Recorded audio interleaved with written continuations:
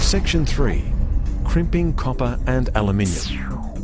All these tools are designed to crimp copper lugs and links. The small tools have limitations with regard to their range, but this hydraulic crimper, HT131-C, will crimp from 6 mm squared to 300 mm. Hydraulic crimp tools and dies are also available up to 1000 mm squared. The KO6 is a low-cost hexagonal rotating die crimper that will crimp from 6 mm squared up to 120 mm squared. However, because the die face is only 6 mm wide, a series of 3 crimps must be done to obtain the correct compaction. Correct compaction, or cold weld, is vitally important to avoid overheating and possible joint failure. The first crimp must be placed at the palm end of the lug, working towards the end of the barrel. As it is crimped, it lengthens, and this is called cold flow.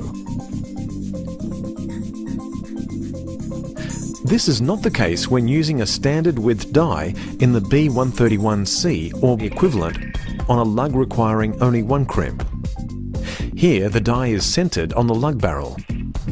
In this example, we're using the K-back B131C on 240 mm squared cable with a 240 mm squared lug and a 240 mm squared copper die. This dissected fitting shows how in the crimping process all the air voids have been removed to form one mass of material. This fitting has been acid etched to remove swarf from the process of cutting. If the swarf was not removed, it would fill the holes and give you a false indication of how good the crimp is. Close inspection will reveal that every single strand is compressed into a hexagonal shape. This crimp is overcrimped. This is called winging or flashing, and the most common cause of this problem is by use of a die too small. In this case, the die was too large. In both these instances, overheating can occur, leading to termination failure.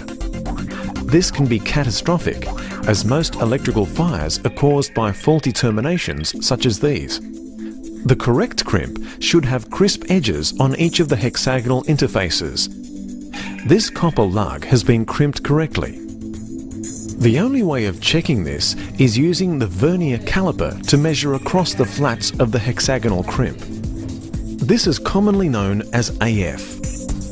Check the K-back catalogue for all the correct AF sizes.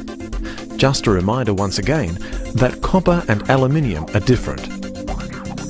If the correct cable, lug, tool and die is used and the AF measurement does not comply, then there is a good chance that your hydraulic tool needs servicing. In K-back's NATA-certified heat cycle laboratory, all fittings are tested to ensure that all copper and aluminium connectors can perform to the highest standards.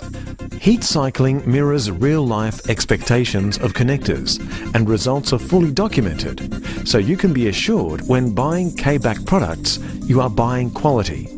All of K-back's copper connectors are made from 99.9% oxygen-free copper, giving the best electrical properties available, and are tin-plated to provide long-lasting corrosion resistance. By using this material, K-back lugs are capable of withstanding continuous operating temperatures of 155 degrees Celsius.